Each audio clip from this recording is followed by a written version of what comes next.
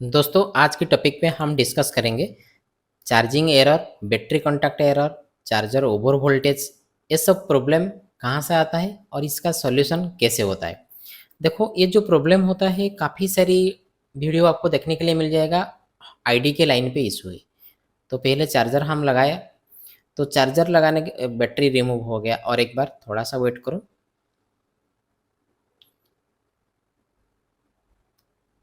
पहले हमको देखना पड़ेगा कि चार्जर लगाने के बाद इसके अंदर क्या सीन है। जब हम चार्जर लगा रहे हैं, ये तकरीबन 500 मिली एम्पियर की करंट कंज्यूम कर रहा है। और इस पे क्या है कि कुछ एम्पियर लेके ये फिर 0 मिली एम्पियर पे चला गया।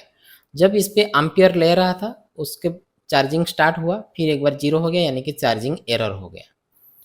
ये जो प्रॉब्लम है, ये प्रॉब्लम काफ़ी सारी टेक्नीशियन या फिर काफ़ी सारी यूट्यूबर, काफ़ी सारी जितने भी हमारी इस फील्ड पे काम कर रहे हैं, बहुत सारा लोगों को इसका सलूशन भी पता है। और जिसका ना पता है, आज की वीडियो में वो सलूशन मिल जाएगा। देखो दोस्तों, ये जो प्रॉब्लम है, ये प्रॉब्लम कहाँ से आता है और किस तरह से इसका सॉल्यूशन होता है, आज मैं आपको कम्प्लीटली वीडियो के साथ, ये जो वीडियो बना रहा हूँ पूरा कम्प्लीटली आपको मिल जाएगा कि चार्जिंग का एरर का प्रॉब्लम कहाँ से आता है। कोई बताएगा आपका जो मॉस्फेट को हटाओ या फिर BQIC चेंज करो, VPS कॉयल चेंज करो, जितने जितने आईडी के लाइन पे काम करो। इसके अंदर क्या है कि BQ, मॉस्फेट, कॉयल, जितने भी रजिस्टर है, आईडी और थर्मल की, ये सब काम हो चुका है। सिंपल सी चीज़ यहाँ से बताऊंगा कि आपको आईडी और थर्मल रेडी है कि नहीं, कैसे पता चलेगा। तो पहले हम इस पे कूल टेस्ट करते हैं। फर्स्ट काम हमारा कूल टेस्ट करेंगे इसका आईडी और थर्मल को। आईडी थर्मल पे क्या रीडिंग है। तकरीबन इस पे 754 का रीडिंग लिया। नीचे पे हमारा 812 का रीडिंग लिया, 0.812 का रीडिंग लिया। ये दोनों रीडिंग यहाँ से लिया। ये दोनों रीडिंग से हमको पता चल जा रहा है कि ये लाइन सही होगा। फिर भी हमारी कंफर्मेशन के लिए हम क्या करेंगे, इसको अभी और एक चीज़ बताऊंगा। ये दोनों का अभी फॉरवर्ड बायस पे हम जीआर लेंगे। देखो, आईडी और थर्मल का, आईडी पे रेड प्रोब और थर्मल पे ब्लैक प्रोब रख के हमने इसका रीडिंग लिया। क्यों रीडिंग लिया? कभी कभी इसके ये दोनों के बीच में लीकेज हो जाता है, तभी इस टाइप का प्रॉब्लम आता है। यहाँ से हम कंफर्मेशन हो गए कि कुछ इशू नहीं है। यहाँ से सब काम हो चुका है, कोई भी काम इस पे बचा नहीं है। तो अभी हम क्या करेंगे, इस पे थोड़ा सा हॉट टेस्ट करेंगे। हॉट टेस्ट पे हम क्या देखेंगे, आईडी पे कितना वोल्टेज है और हमारा थर्मल पे कितना वोल्टेज है। और ये जो वोल्टेज है वो बैटरी लगाने के बाद डिवाइडिंग होता है कि नहीं, ये चीज़ पहले आपको देखना पड़ेगा। ये तो दोनों पे डिवाइडर सर्किट बनता है। एक पे आ गया 1.3 आईडी पे, दूसरे पे आ गया 1.8 वोल्ट। और एक बार चार्जर को निकाल के लगाते हैं। ये कुछ टाइम के लिए आएगा, फिर चला जाएगा।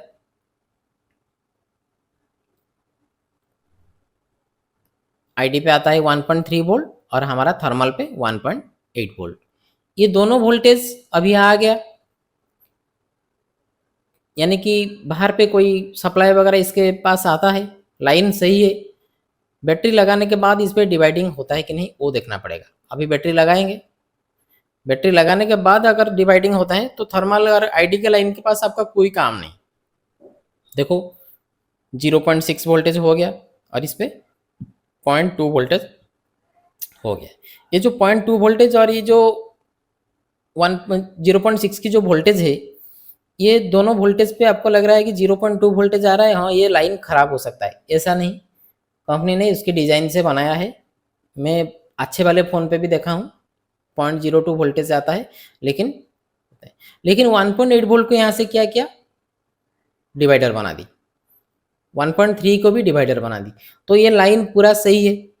अभी एक बार हमारी तसल्ली के लिए हम क्या करेंगे, इसका रेजिस्टेंस वैल्यू लेते हैं। यानी कि हम रेजिस्टेंस मोड में थोड़ा सा इसको चेक करेंगे कितना किलो ओम्स की रेजिस्टर यहाँ से आती है। देखो, यहाँ से आईडी पे हमारा 76 किलो ओम्स आ रहा है और हमारा थर्मल पे 48 किलो ओम्स आ रहा है।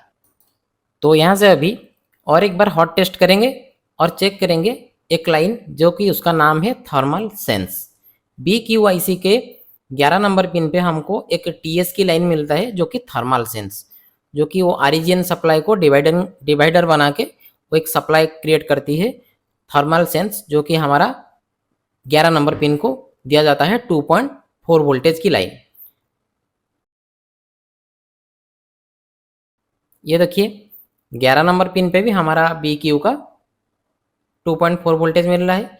ये 2.4 वोल्टेज कैसे मिल रहा है, ये जो हमारा 23 नंबर पिन है वहाँ से सॉरी 22 नंबर पिन है, 22 नंबर पिन से हमारे ऑरिजिन की सप्लाई 11 नंबर पिन पे डिवाइडिंग 2 रजिस्टर लगा के डिवाइडिंग होगा, डिवाइडर होके हमारा 2.4 वोल्टेज की सप्लाई आईसी को दिया जाएगा। जब 2.4 वोल्टेज 11 नंबर पिन पे नहीं मिलेगा तब भी इस टाइप का प्रॉब्लम आपका charging error, fake charging phone चला जा सकता है। तो अभी हम देखें हमारा थर्मल सेंस ओके है, यहाँ से आईडी और थर्मल की लाइन जो होती है वो भी ओके है। तो ये फ़ोन के अंदर ऐसा क्या इशू है जो कि ये प्रॉब्लम सॉल्व नहीं हो पाता है। तो आपके लिए मैं एक ड्रॉ बनाया हूँ जिसके ज़रिए मैं आपको कम्प्लीटली बता सकता हूँ कि एक्चुअली ये प्रॉब्लम कैसे आता है, कहाँ से आता है, किस तरह से इसका सॉल्यूशन किया जाता है। हर वक्त एक जगह से प्रॉब्लम आएगा ऐसा नहीं, जो मोबाइल टेक्नीशियन जितने भी काम करते हैं हर वक्त एक जगह से प्रॉब्लम आएगा ऐसा कोई भी नहीं बता सकता। एक प्रॉब्लम डिफरेंट जगह से भी आ सकता है। तो यहाँ से मैंने आपके लिए एक ड्रॉ बनाया हूँ जो कि एक एसपीडी का पावर आईसी है। एसपीडी का सीपीयू अभी पता नहीं है सीपीयू क्या है, जो भी है। चार्जिंग सेक्शन कैसे काम करता है मैं बताता हूँ। जब हम चार्जर लगाते हैं तो हम चार्जर लगाने के बाद पावर को डिटेक्ट हो जाता है कि हाँ चार्जर लग गया। फिर वो क्या करता है कि एक 1.8 वोल्ट इस पे हो गया हमारा VDD 1.8 वोल्ट, अगर क्वालकॉम हो जाएगा तो हो जाएगा VRES 1.8 वोल्ट, अगर MT के हो जाएगा तो हो जाएगा PMU या फिर VIO का 1.8 वोल्ट। तो 1.8 वोल्ट की एक लाइन जो कि दिया जाएगा किसके पास, एक मॉस्फेट जो कि AN चैनल की मॉस्फेट को, वही लाइन फिर दिया जाएगा किसके पास, आईडी और थर्मल को। ये जो लाइन यहाँ से मैं ड्रॉ किया हूँ अच्छी तरह से इसको समझ लो। तो यहाँ से हमारा VDD 1.8 वोल्ट का लाइन सीधे चला गया एक 100K का रजिस्टर लगा के बैटरी आईडी के जो पॉइंट है उसके जगह पर। ऐसे तो 100K का रजिस्टर के पास चला गया। फिर वही लाइन पे क्या हुआ, और एक 300 किलो ओम्स का एक रजिस्टर ग्राउंड किया गया, यानी कि डिवाइडर बनाया है। फिर वही लाइन पर एक 500 ओम्स से 1 किलो ओम्स की रजिस्टर लगा के पावर आईसी को दिया जा रहा है बैट आईडी, यानी कि बैटरी आइडेंटिफाई करने के लिए। फिर पावर आईसी को फीडबैक दिया जा रहा है। पहले पावर आईसी से 1.8 वोल्ट ले जा रहे हैं, जो 1.8 वोल्ट आउटपुट हो रहा है वो 1.8 वोल्ट क्या है कि यूनिवर्सल वोल्टेज है। वो ईएमएमसी को, सीपीयू को, सेंसर को सब जगह पर दिया जाएगा। देखो अभी तुमको मैं बताता हूँ कि किस तरह से ये सेक्शन काम करता है। अभी यहाँ से हमने देखा कि 1.8 वोल्ट सीधे चला गया आईडी के पास, वही लाइन पे देखो फिर 38 kilo ohms to 100 kilo ohms का एक रजिस्टर लगेगा। फिर ये जाएगा बैटरी टीएच की लाइन के पास। फिर वही लाइन पे और एक 500 ओम्स टू 1 किलो ओम्स की रजिस्टर लगा के फिर पावर आईसी के पास आएगा। ये है कंप्लीटली सर्किट जो मैंने ड्रॉ किया हूँ, ये है सर्किट। तो पावर आईसी से जो सप्लाई गया वो मॉस्फेट की ड्रेन पे इनपुट हुआ। जो मॉस्फेट की ड्रेन पे इनपुट हुआ, मॉस्फेट का हमारा एन चैनल का मॉस्फेट है, तो एन चैनल का जो मॉस्फेट है वो एन चैनल का मॉस्फेट एक्टिव कैसे होगा, लॉजिक हाई से एक्टिव होगा। लॉजिक हाई उसका गेट पे जब लॉजिक हाई मिलेगा तब भी एक्टिव होगा। जब हम चार्जर लगाया, चार्जर लगाने के बाद पावर आईसी एक्टिव होने के साथ साथ हमारा सीपीयू भी एक्टिव होता है। तो सीपीयू एक्टिव होने के बाद भी हमारे चार्जर डिस्प्ले पर जो चलता है चार्जर का लोगो, वो सीपीयू कमांड देने के बाद ही चलता है ना। तो सीपीयू क्या करता है कि मॉस्फेट को एक्टिव करने के लिए गेट पे लॉजिक हाई का सिग्नल देता है। जब लॉजिक हाई का सिग्नल सीपीयू इनेबल किया मॉस्फेट को, फिर मॉस्फेट की सोर्स से एक सप्लाई गया सेंसर के पास, हमारा प्रोक्सिमिटी सेंसर के पास, वही VDD 1.8 वोल्ट। VDD 1.8 वोल्ट मतलब अलग अलग काम करता है। अभी यहाँ से मॉस्फेट के द्वारा चला गया सेंसर के पास, ये मॉस्फेट के द्वारा चला गया, फिर वही मॉस्फेट चार्जिंग के साथ यूज हुआ, फिर वही सेंसर हमारा 1.8 वोल्ट दिया गया, फिर वही सेंसर को एक VRES 2.8 वोल्ट भी, सॉरी हमारा एक VDD 2.8 वोल्ट भी एक रजिस्टर लगा के दिया गया है। जो हमारा प्रोक्सिमिटी सेंसर है, देखो हमने देखा कि हमारा BAT ID और BAT TH पे हमारा कोई भी इशू नहीं। जो हमारा NTC लगा है वो बैटरी के अंदर लगा है, जो बैटरी लगाने के बाद ये डिवाइडर होता है। लेकिन यहाँ से हमने देखा कि हमारी जो प्रोक्सिमिटी सेंसर है, प्रोक्सिमिटी सेंसर के पास हमारा एक GPS की IC के पास जो सप्लाई दिया जा रहा है वो सप्लाई भी इसके पास दिया जा रहा है। ये VDD 2.8 वोल्ट की लाइन है। तो VDD 2.8 वोल्ट की जो लाइन है वो ग्राइपो सेंसर भी, हमारे ग्राइपो सेंसर के भी दिया जाता है। जो ग्राइयो सेंसर होती है, ग्राइयो सेंसर के पास भी दिया जाता है और हमारा GPS IC के पास भी दिया जाता है।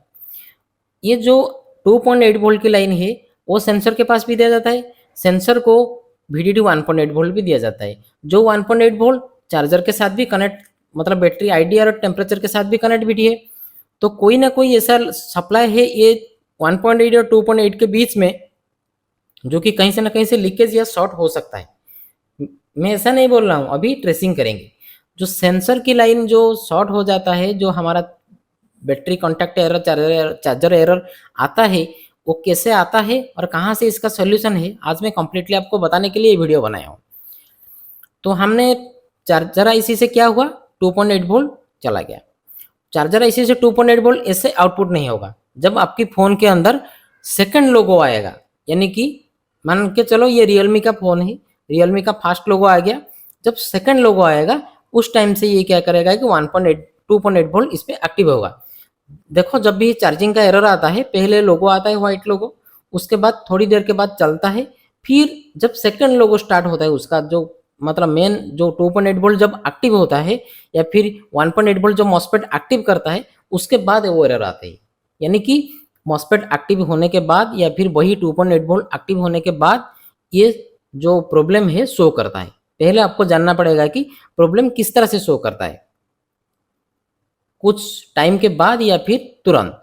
अभी हमने देखा कि कुछ टाइम के बाद प्रॉब्लम शो करता है, इसीलिए हमने ये ड्रॉ बनाया, आपको समझने के लिए कोशिश करते हैं कि समझाने के लिए कोशिश करते हैं कि इस तरह से फॉल्ट आता है।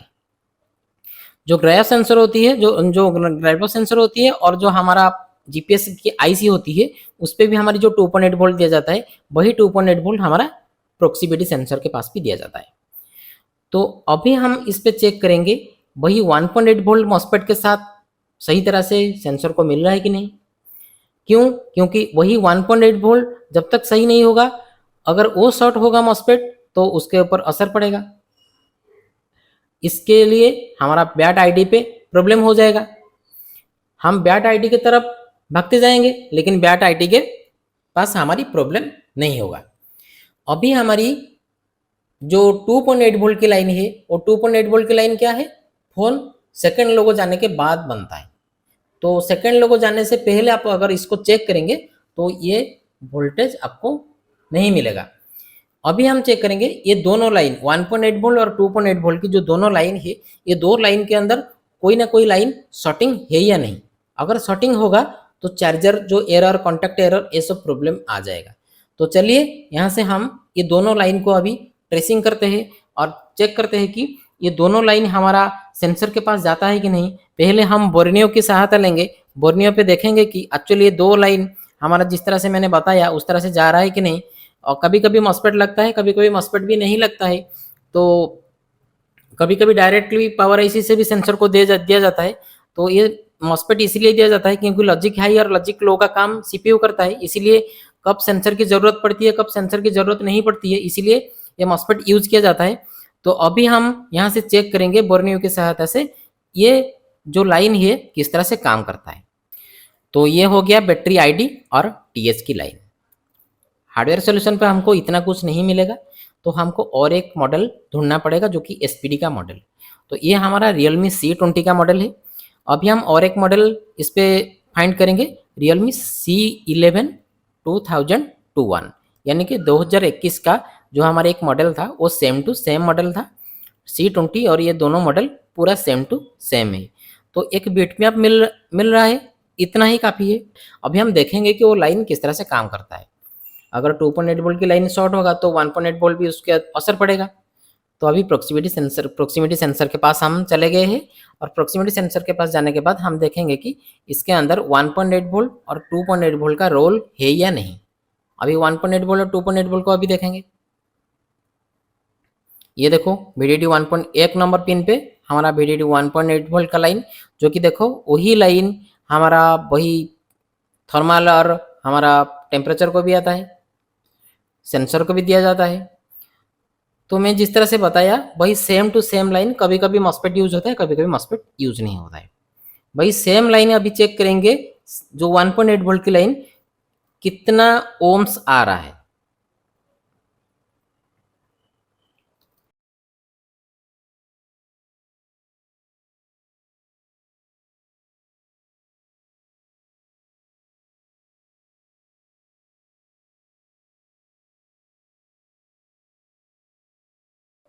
फॉरवर्ड बायस और रिवर्स बायस दोनों पे जितना जीआर आना था वो आ गया, यानी कि हमारा 1.8 वोल्ट की लाइन पूरा ओके है। अभी हम चेक करेंगे 2.8 लाइन को, 2.8 वोल्ट की जो लाइन है उसको चेक करेंगे। अभी 1.8 वोल्ट की लाइन को चेक कर लिए, अभी 2.8 वोल्ट की लाइन को देखेंगे। अभी देखो 4 नंबर पिन पे हमको 2.8 वोल्ट की लाइन मिल रहा है। अभी इसको क्लिक करेंगे, ये देखो जीपीएस आईसी के पास और ये क्राइपो सेंसर के पास भी दिया जाता है, और ये बहुत जगह से यूज होगा। हमारा हेडफोन के लिए नीचे वाला जो कनेक्टर रहता है सीसी बोर्ड के पास, हेडफोन के लिए भी ये दिया जाता है। और ये हमारा जो क्राइपो सेंसर है उसके पास भी 1.8 वोल्ट लाइन है, और हमारा VDD 2.8 वोल्ट भी इस पर दिया जाता है। तो अभी हम क्या करेंगे कि ये जो 2.8 वोल्ट की जो लाइन है इसको हम अभी GR लेंगे। ये कितने जगह से जाता है अच्छी तरह से देख लीजिए। पावर आईसी से ये ओपन होता है, मतलब पावर आईसी से आउटपुट होती है। पावर आईसी से आउटपुट होने के बाद जीपीएस आईसी, ग्राइपो सेंसर हमारे हेडफोन के लिए, तो इस तरह से कुछ जगह पर जाता है, जो कि ये मल्टीपल हमारा डिस्ट्रीब्यूट हुआ है। तो वो लाइन को थोड़ा सा देखेंगे। अभी अभी हमने ये तो सील है, अभी ये सील हटा हुआ है जो कि मैंने हटाया है, और ये प्रॉब्लम मेरे को मिल गया था जिसके लिए मैं वीडियो बना रहा हूँ। तो प्रॉब्लम मिलने के बाद अच्छी तरह से वीडियो बन सकता है, ये सबको पता है। तो अभी यहाँ से मैंने देखा ये लाइन हमको शॉर्ट मिल गया। ये सील को मैंने ओपन किया था, कोई दूसरा बंदा ओपन नहीं किया था। तो हमने देखा कि यहाँ से VDD 2.8 वोल्ट की लाइन पूरा शॉर्ट हो गया है। जबकि VDD 2.8 वोल्ट की लाइन हमारी पूरा शॉर्ट हो गया है, तो इसके वजह से हमारा प्रोक्सीमिटी सेंसर शॉर्ट हो गया। प्रोक्सीमिटी सेंसर शॉर्ट होने के बाद हमारा चार्जर एरर तो आ ही जाएगा, क्योंकि वो मॉस्फेट, मतलब अगर मॉस्फेट बीच में होगा या फिर मॉस्फेट नहीं भी होगा तो 1.8 वोल्ट के ऊपर असर पड़ेगा। अगर 1.8 वोल्ट के ऊपर थोड़ा सा भी असर पड़ा तो हमारा battery contact error, charger error आ सकता है। लेकिन हमारा आईडी थर्मल पे कोई भी इशू नहीं, जिस तरह से वोल्टेज आना था वो वोल्टेज आ गया। तो यहाँ से और एक चीज़ आपको बताऊंगा कि इस वीडियो के जरिए और एक नॉलेज दोस्तों आपको मैं दे रहा हूँ। तो आपको पता होना चाहिए कि कौन सा वोल्टेज शॉर्ट होने पे भी फ़ोन कम्प्लीटली चलता है, कौन सा वोल्टेज शॉर्ट होने से फ़ोन डेड हो जाता है। देखो जो 1.8 वोल्ट की जो लाइन है ना, वो 1.8 वोल्ट लाइन अगर पूरा 0 ओम्स की शॉर्ट हो जाता तो फ़ोन डेड हो जाता। अगर 2 ओम्स से 5 ओम्स पे ऊपर भी चला जाता तो फ़ोन ऑन रहता। डिफरेंट टाइप का प्रॉब्लम, रिस्टार्ट वगैरह, या फिर डिफरेंट टाइप का problem, charging error, contact error, ये सब प्रॉब्लम शो होता है। लेकिन ये दोनों जो लाइन है, ये दोनों लाइन अगर हमारी पूरा शॉर्ट हो जाती है तभी भी फ़ोन ऑन रहता है।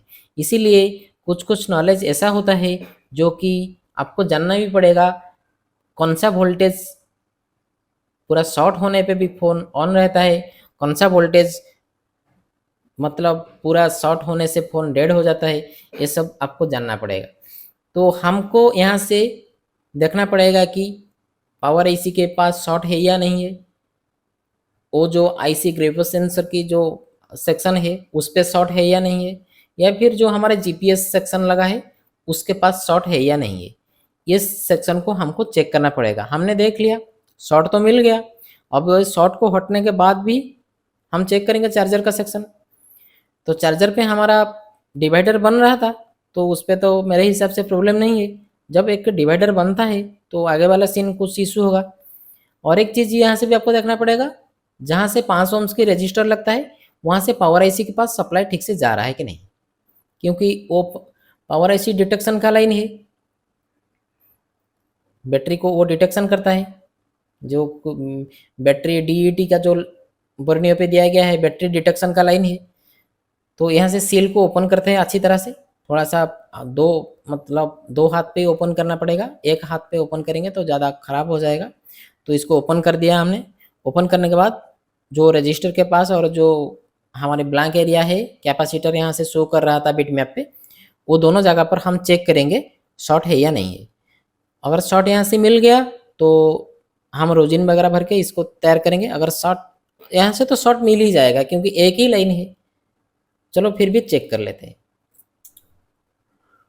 वही शॉर्ट मिल गया, तो ये लाइन पे हमको शॉर्ट मिल गया। तो अब और एक जगह बाकी है इस पे, सेंसर के नीचे, इसको भी अभी चेक करेंगे।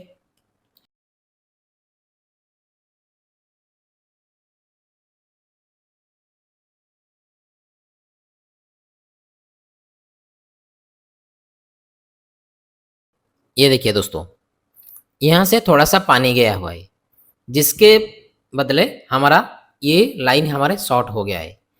तो चलो इसको एक बार साफ कर लेते हैं। इसको साफ करने के बाद हमको जो कैपेसिटर यहाँ से तो सामने नज़र आ रहा है कि उसके वही शॉर्ट हो गया है, मेरे को लग रहा है हमारे सामने फॉल्ट मिल गया है, जो कि यहाँ से ये देखिए यहाँ से शॉर्ट है। इसको हटा देते हैं, अभी चेक करते हैं।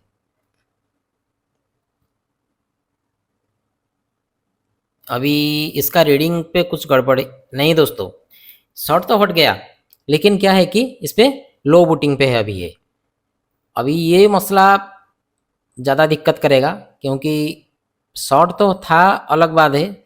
अगर शॉर्ट हटने के बाद इस तरह से प्रॉब्लम आता है, मतलब कोई आईसी वगैरह अंदर से लीकेज वगैरह है, अभी चेक करना पड़ेगा। क्योंकि एक तो शॉर्ट जल्दी फाउंड हो जाता है, लेकिन जो लीकेज वाला प्रॉब्लम है ना, अभी जो दोनों फॉरवर्ड बायस और रिवर्स बायस में 215 का रीडिंग आ रहा है ना, वही ज़्यादा दिक्कत करेगा। फिर भी ये तीनों कैपेसिटर को हटा देते हैं, क्योंकि तीनों कैपेसिटर के पास हमको अभी तीनों कैपेसिटर हट गया, फिर भी वही सेम सीन है। शॉर्ट तो हट गया, लेकिन इसके अंदर एक नया प्रॉब्लम क्रिएट हो गया, जो कि लीकेज वाला प्रॉब्लम। हम जितने भी यहाँ से शॉर्ट क्लियर यूज़ करेंगे इसको नहीं हटा सकते, क्योंकि यहाँ से तो 5 वोल्ट नहीं दे सकते, ये 2.8 वोल्ट की लाइन है। फिर भी दे सकते हैं, क्योंकि ये सीपीयू के पास या मेमोरी के पास जाने वाला लाइन नहीं है। ये डेड भी हो, ये पूरा शॉर्ट भी हो जाए तब भी फ़ोन ऑन रहता है। तो ये लाइन इस तरह से लीकेज होने का क्या वजह है, अभी देखेंगे। जितने भी इस लाइन पे जीपीएस आईसी को उठाएंगे, सेंसर को उठाएंगे, और हमारा जो ग्रेपो सेंसर की आईसी है, जो ग्रेपो सेंसर है उसको उठाएंगे, तो हमको यहाँ से एक तो 50% का फॉल्ट मिल गया, जो कि शॉर्ट था, शॉर्ट हट गया, लेकिन उसके बाद लीकेज हो गया। लीकेज का फॉल्ट को फाइंड करना थोड़ा सा टाइम लगेगा। तो अभी पहले हम जीपीएस आईसी को यहाँ से ओपन करेंगे। जीपीएस आईसी को ओपन करने के बाद हमको थोड़ी सी कंफर्मेशन मिल जाएगा।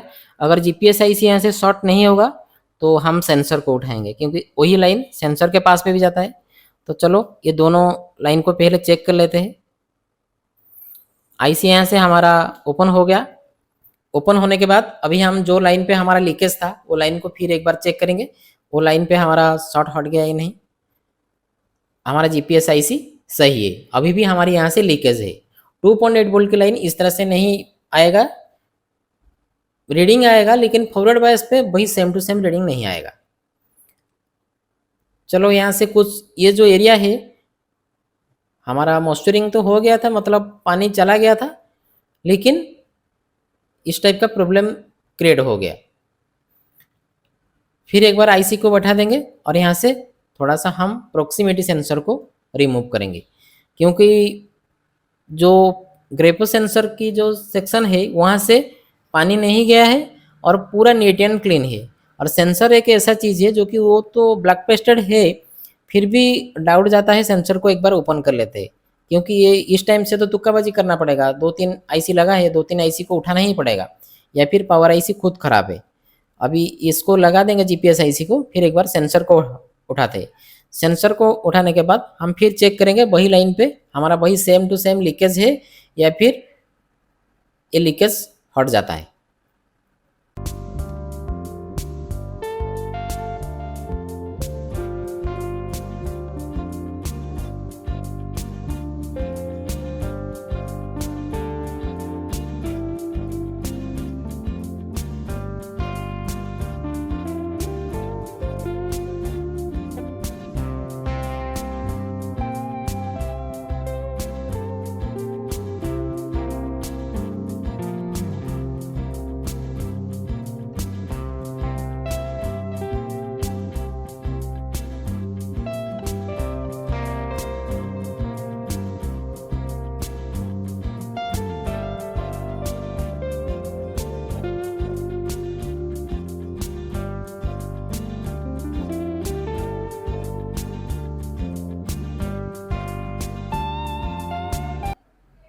अभी हम चेक करेंगे भाई सेम टू सेम सेंसर हटाने से भी भाई सेम टू सेम सीन हो गया, यानी कि इस टाइम से बहुत ही पेन हुआ। मतलब सेंसर हटाने के बाद अगर लीकेज नहीं हटता है तो ख़राब लगता है खुद को। फिर भी हमारी एक लास्ट ऑप्शन इस पे है, पावर आईसी को छोड़ के हमारा ग्राइपो सेंसर। तो अभी चेक करेंगे। ये देखिए दोस्तों, हमारा ग्राइपो सेंसर ये शॉर्ट हो गया था, जो जिसके बदले हमारा 2.8 वोल्ट की लाइन पहले तो पूरा शॉर्ट था, जो कैपेसिटर को हटाया उसके बाद लीकेज, यानी कि हमारा ग्राइपो सेंसर लीकेज हो गया था, जिसके लिए हमारा ये लाइन शॉर्ट हो गया था। अभी फिर एक बार हम सेंसर को पेस्ट करेंगे, कोई प्रॉब्लम नहीं है। सेंसर को अच्छी तरह से उठा के पकाना, मतलब कोई भी प्रॉब्लम नहीं होगा। जब आपका हैंड स्किल अच्छा हो तो आप आराम से ये चीज़ कर सकते हो, कोई इशू नहीं। तो चलिए सेंसर के यहाँ से लगा देते हैं। लगाने के बाद हमारी जो प्रॉब्लम था वो प्रॉब्लम को पहले देखेंगे कि प्रॉब्लम सॉल्व हो गया है कि नहीं, क्योंकि यहाँ से ग्रिपो सेंसर की जो आईसी जो लगा है वो आईसी को हम कहीं से भी कलेक्ट करके लगा सकते हैं। कोई सा भी सेट पे अभी आप इसको मिल सकता है, ऐसा नहीं कि नहीं मिलेगा, बहुत सारा सेट पे ये आईसी मिल जाएगा। अभी यहाँ से हमारा सेंसर पेस्ट हो गया है। अभी हमारी जो प्रॉब्लम था, मेन टॉपिक के पास हम आए थे। ये देखिए शॉर्ट हट गया है, शॉर्ट हट गया है। अभी हमारी जो मेन टॉपिक था उसके ऊपर नोटिस करेंगे। ये आईसी को हम बाद में बैठाएंगे, कोई इशू नहीं। अभी मदरबोर्ड को लाके बैठाना थोड़ा सा टाइम लगेगा, इस पर टाइम वेस्ट नहीं करेंगे। हमको तो फॉल्ट मिल गया, ये आईसी को हम बाद में भी बैठा सकते हैं। तो चलिए एक बार हम यहाँ से टेस्ट करते हैं हमारा चार्जर का रीडिंग क्या है। पहले चार्जर का रीडिंग क्या था, कुछ एम्पियर लेके ये डाउन हो जा रहा था और उसके बाद एरर हो जाता था। अभी हम क्या करेंगे कि इसका कंफर्टेबल एम्पियर को पहले चेक करेंगे, कंफर्टेबल इस पे एम्पियर लेता है कि नहीं। तो चलिए यहाँ से हम बैटरी वगैरह लगा के एक बार चेक करते हैं।